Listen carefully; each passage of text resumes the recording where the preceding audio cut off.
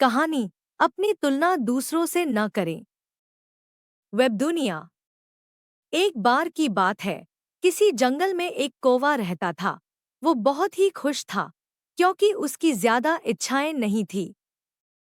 वह अपनी जिंदगी से संतुष्ट था। लेकिन एक बार उसने जंगल में किसी हंस को देख लिया और उसे देखते ही सोचने लगा कि ये प्राणी कितना सुंदर है। ऐसा प्राणी तो मैंने पहले कभी नहीं देखा। इतना साफ और सफेद। यह तो इस जंगल में औरों से बहुत सफेद और सुंदर है, इसलिए यह तो बहुत खुश रहता होगा। कौवा हंस के पास गया और पूछा, भाई तुम इतने सुंदर हो, इसलिए तुम बहुत खुश होगे?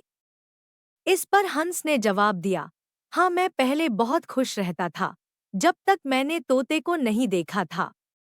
उसे देखने के बाद से लगता है कि तोता धरती का सबसे सुंदर प्राणी है। हम दोनों के शरीर का तो एक ही रंग है, लेकिन तोते के शरीर पर दो दो रंग है। उसके गले में लाल रंग का घेरा और वो सुर्ख हरे रंग का था। सच में वो बेहद खूबसूरत था।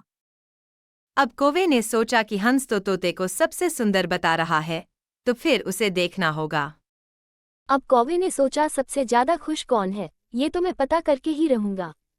इसलिए अब मोर से मिलना ही पड़ेगा। कौवे ने मोर को जंगल में ढूंढा, लेकिन उसे पूरे जंगल में एक भी मोर नहीं मिला और मोर को ढूंढते ढूंढते वो चिड़ियाघर में पहुंच गया। तो देखा मोर को देखने बहुत से लोग आए हुए हैं और उसके आसपास अच्छी खासी भीड़ है। सब लोगों के जाने के बाद कौवे ने मोर से पूछा, भाई तुम दुनिया के सबसे सुंदर जीव हो और रंग बिरंगे हो, तुम्हारे साथ लोग फोटो खींचवा रहे थे। तुम्हें तो बहुत अच्छा लगता होगा और तुम तो दुनिया के सबसे खुश जीव होगे। इस पर मोर ने दुखी होते हुए कहा, भाई अगर सुंदर हूं तो भी क्या फर्क पड़ता है, मुझे लोग इस चिड़ियाघर में कैद करके रखते हैं, लेकिन तुम्हें तो कोई चिड़ियाघर में कैद करके नहीं रखता और तुम जहां चाहो अपनी मर्जी से घूम फिर सकते हो। इसलिए दुनिया के सबसे संतुष्ट और खुश जीव तो तुम्हें होना चाहिए, क्योंकि तुम आज़ाद रहते हो। कौवा हैरान रह गया, क्योंकि उसके जीवन की अहमियत कोई दूसरा बता गया। दोस्तों, ऐसा ही हम लोग भी करते हैं।